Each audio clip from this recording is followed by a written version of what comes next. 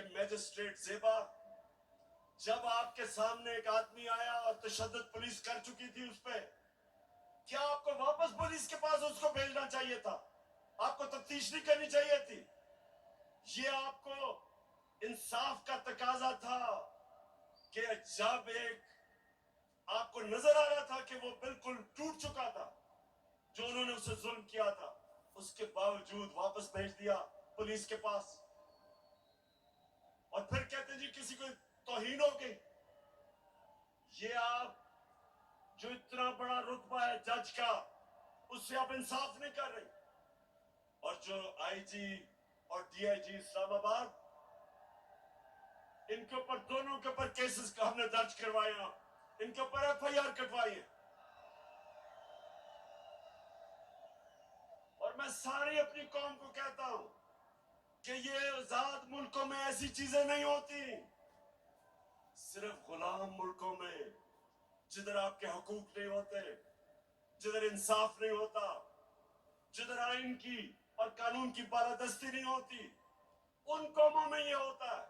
वहां लोग गुलाम होते हैं, वो कभी ऊपर नहीं आ सकते। जिस कौम के अंदर इंसाफ नहीं होता, वो कभी ऊपर नहीं आती। नबी सल्लल्लाहु अलैहि वसल्लम ने मदीना में लोगों को इंसाफ दे के आजाद कर दिया था। उन्होंने सबको कानून के सामने एक बराबर खड़ा कर दिया था। कोई ताकतवर किसी कमजोर पे जुल्म नहीं कर सकता था, इसलिए वो आजाद हो गए थे। हमारा हर जगह ये जो शहबाज गिल का केस है कि नवाज शरीफ ने उससे बहुत बुरी बातें पाकिस्तानी फौज के खिलाफ की है। देखे जरा इनकी टेप से इन्होंने क्या क्या कहा हुआ पाकिस्तानी फौज के ऊपर। नवाज शरीफ ने, ख्वाजा आसिफ ने, मरियम ने, उनको क्यों नहीं पूछते? क्योंकि वो ताकतवर है। वो बेचारा अमेरिका से आया था, कहा कि उसको पूछने वाला कोई नहीं, उसको इस तरह आपने जलील करके। और मुझे शर्म आती है कि हमारे मुल्क में इस तरह की इंसानों को जलील किया जाता है। और इंशाअल्लाह इसका हम पूरा कानूनी तौर पे हम पूरा इंसाफ लेके रहेंगे इसके ऊपर।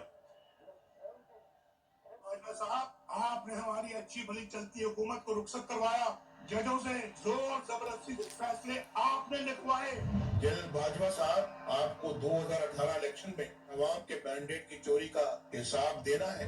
हाँ, नवाज शरीफ ने ये जरूर किया कि उसने किरदारों और इदारों के दरमियान एक वाज़ेह लकीर खींच दी है।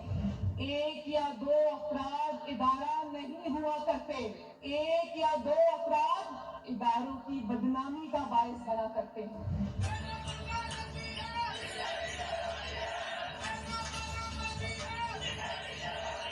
तुम हमें सियासत बतलाते हो? अपने हुदूद में रहो, इसराइल की नौकरी न किया करो, इसराइल के वजीफों पर पढ़ने वाले जर्नलों, अपने हुदूद में रहो। बड़े बड़े रैंबो वालों से भी अपने आप को मुहतरम समझता हूँ, तो सीधे हो जाओ। और अगर बिगड़ोगे तो फिर अगर हम बिगड़ गए तो अफगानिस्तान में अमेरिका का क्या हासिल हुआ, खुदा की कसम यहाँ तुम्हारा हो गया। और अभिनंदन की क्या बात करते हैं? मुझे याद है चीफ ऑफ आर्मी स्टाफ तशरीफ लाए, पैर कांप रहे थे, पसीने माथे पे थे।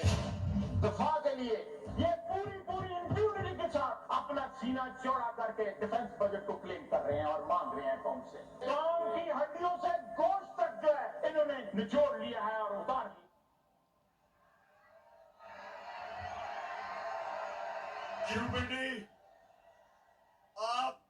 आप जज बने और आप फैसला करें कि ये हमारी फौज को क्या ये नुकसान पहुंचा रहे हैं या ये डैमेज करते थे, या वो जो शहबाज गिल का वो आपको पता भी नहीं चलेगा उसने क्या कहा इसके मुकाबले में। बहरहाल अगर उसने कुछ कहा तो उसके पास अदालत में जाए, कानून बने हुए हैं। लेकिन नंगा करके किसी के ऊपर तशद्दुद करना, ये किसी भी इंसानी माशरे में नहीं होता। ये सिर्फ जानवरों के माशरे में, बल्कि वो भी मैं कहूंगा कि ऐसे नहीं होता। अच्छा, अब जो इनकी गेम है, इनकी गेम ये है कि ये शहबाज गिल को मिसाल बनाई जाए, ARY जो कि हमारा मौकफ तहरीक इंसाफ का मौकफ पेश करता था, जो पाकिस्तान की नंबर 1 चैनल बन चुकी थी, उसको सिर्फ इसलिए बंद किया गया कि जनाब किसी तरह तहरीक इंसाफ का मौकफ ना पेश किया जाए। पैमरा को इस्तेमाल, अब पैमरा भी आ गया।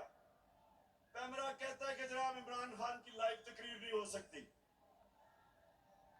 क्या जुर्म किया इमरान खान ने?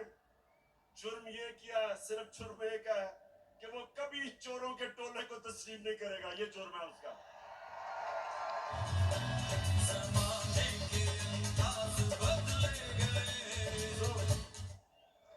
उसके बाद सोशल मीडिया, उनके बच्चों को पकड़ पकड़ के धमकियां दी जाती है।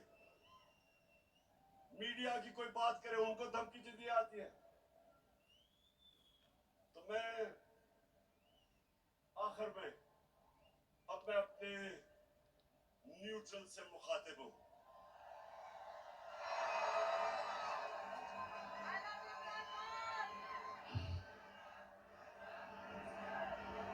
मैं सबसे पहले आपको यह बताना चाहता हूं,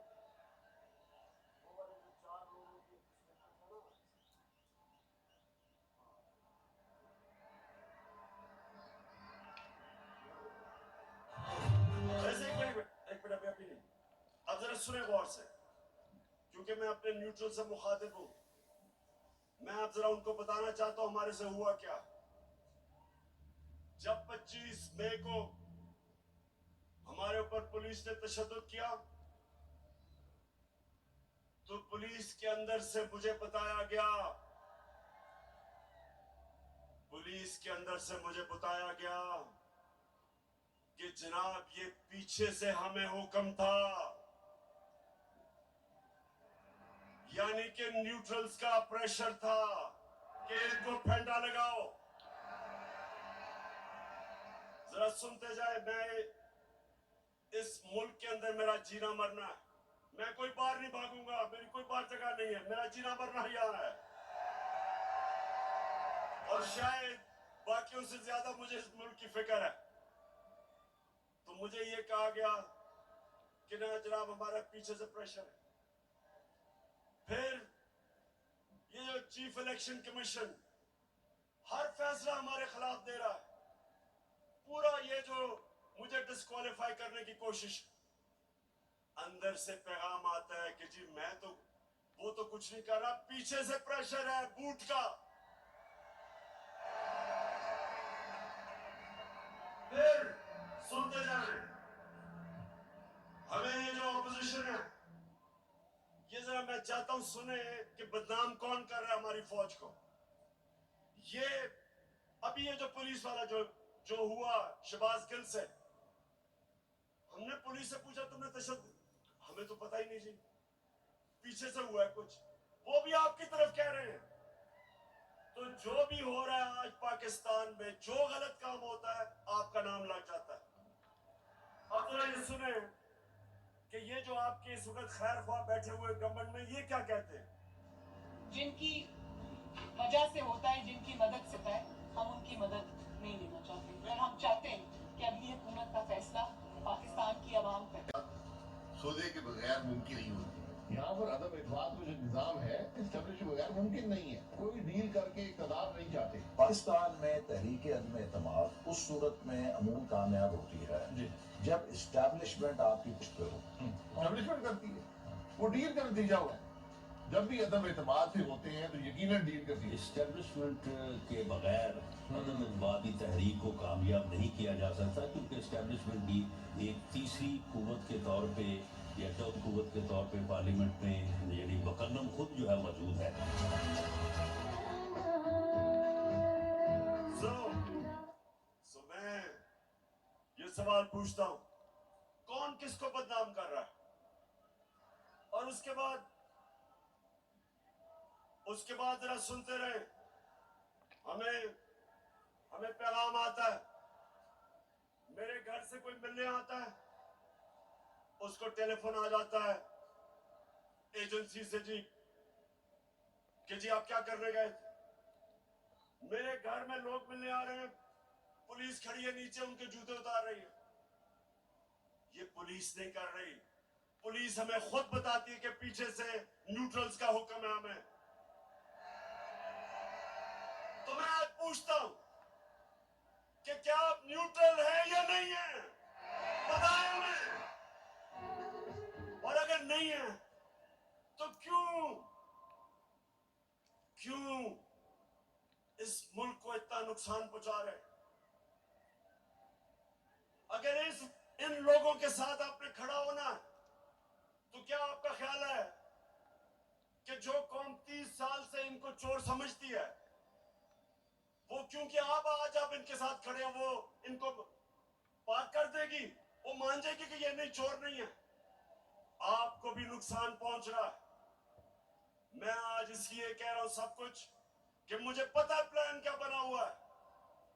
जो मिस्टर वाई आया, मुझे पता है वो क्या प्लान बना के आया है कि मीडिया को दबाओ, आवाज बंद करो, इनको डराओ धमकाओ, शहबाज गिल को मिसाल बनाओ, इमरान खान को जेल में डाल दो। इमरान खान को जेल से कोई फर्क नहीं पड़ेगा।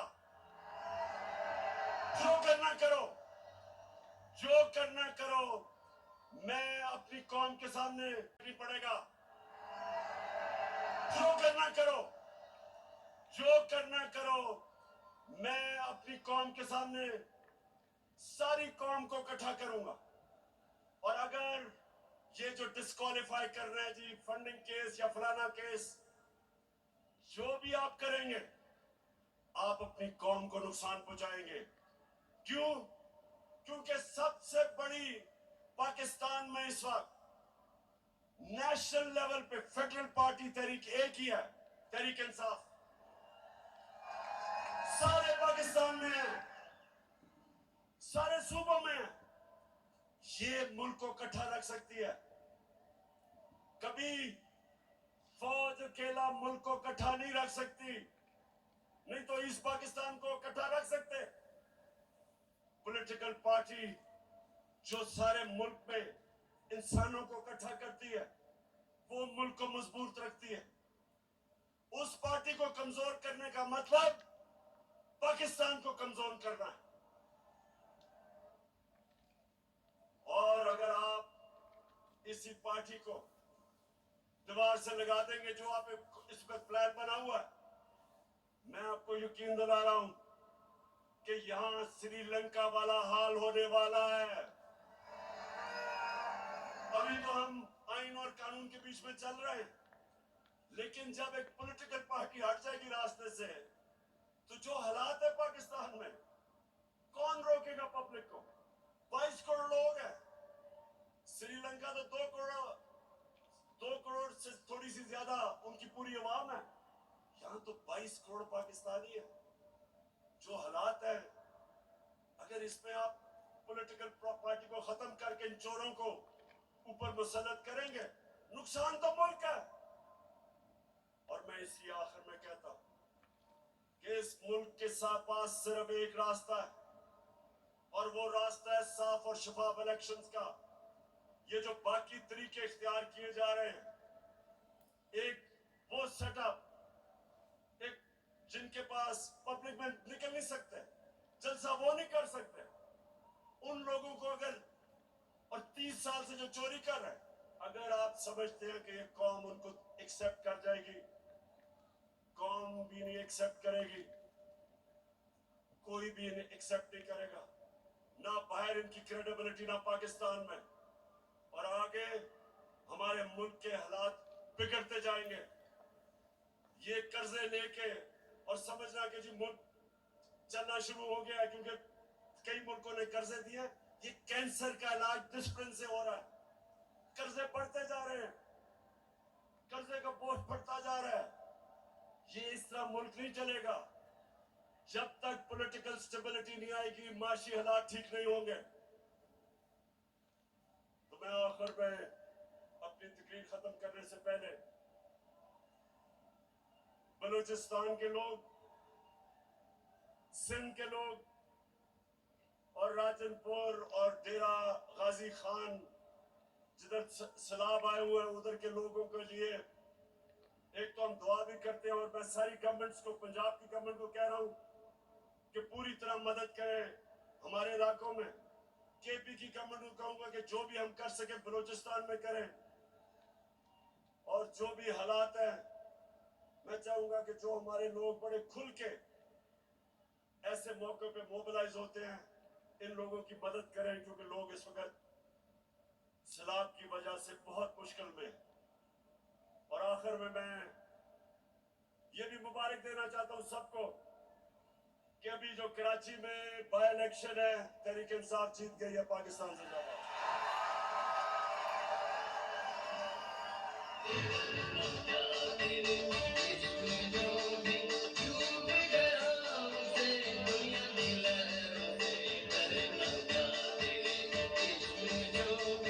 अल्लाह अल्लाह कर भैया,